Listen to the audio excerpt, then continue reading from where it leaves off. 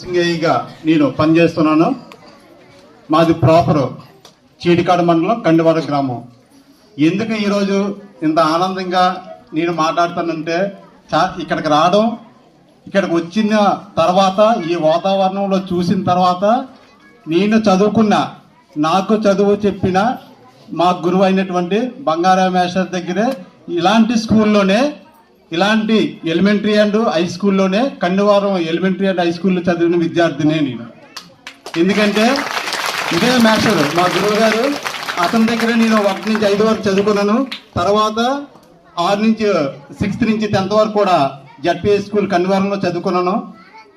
చదువుకొని కష్టపడి సార్ చెప్పిన సూచనలన్నీ కూడా పాటిస్తూ, ఎప్పుడు కనపడినా సార్తో వాళ్ళకి ఆలోచనలు, సార్తో డిస్కషన్ చేసి ప్రతి విషయాన్ని చర్చించి ప్రతి విషయాన్ని అర్థం చేసుకొని, నాకు జన్మనిచ్చిన తల్లిదండ్రుల కష్టం కూడా అర్థం చేసుకొని ఎంతో కొంత చదివితే ఇలాంటి స్కూల్లో చదివిన పిల్లలకి కూడా గవర్నమెంట్ ఉద్యోగాలు వస్తాయి కూడా.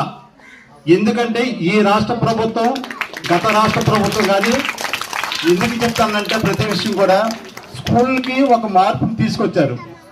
ఆనాటి నాడు నేడైనా, ఈనాటి ఈ మెగా పేరెంట్స్ మీటింగ్ అయినా ఎందుకు మనకి ఈ మీటింగ్ పెట్టారని ప్రతి తల్లిదండ్రులు తెలుసుకోవాలి. ఎందుకు ఇంత వివరంగా చెప్తానంటే, మన పిల్లలు డబ్బు ఉంటే ప్రైవేట్ స్కూల్ వేస్తాం, దానికి దీనికి తేడా వ్యత్యాసం కూడా నేను చెప్తా. గతంలో ఏంటంటే యూనిఫామ్ ఉండేది కాదు, నాన్ యూనిఫామ్ తోటే పిల్లలు మన ఎలిమెంటరీ అండ్ హై స్కూల్కి వచ్చేవారు.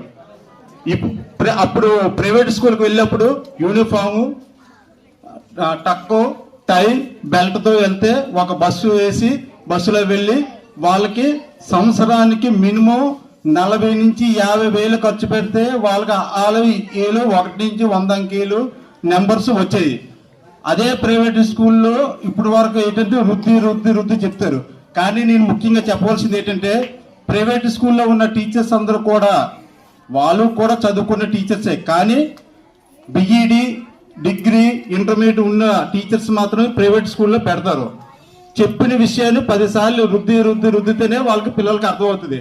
కానీ మన గవర్నమెంట్ స్కూల్లో ఉన్న ఎలిమెంటరీ అండ్ హై స్కూల్లోని ఐలీ ఎగ్జామ్స్ మనకు గవర్నమెంట్ కండక్ట్ చేసిన టాలెంటెడ్ టీచర్స్ మాత్రమే ఈ యొక్క కాంపిటేటివ్ పీరియడ్లో కొట్టుకొని, అంటే ఎగ్జామ్లో పాస్ అయ్యి ఉత్తీర్ణ సాధించిన టీచర్స్, క్వాలిఫైడ్ టీచర్స్ మాత్రమే మన గవర్నమెంట్ అండ్ హై స్కూల్లో ఉంటున్నారు.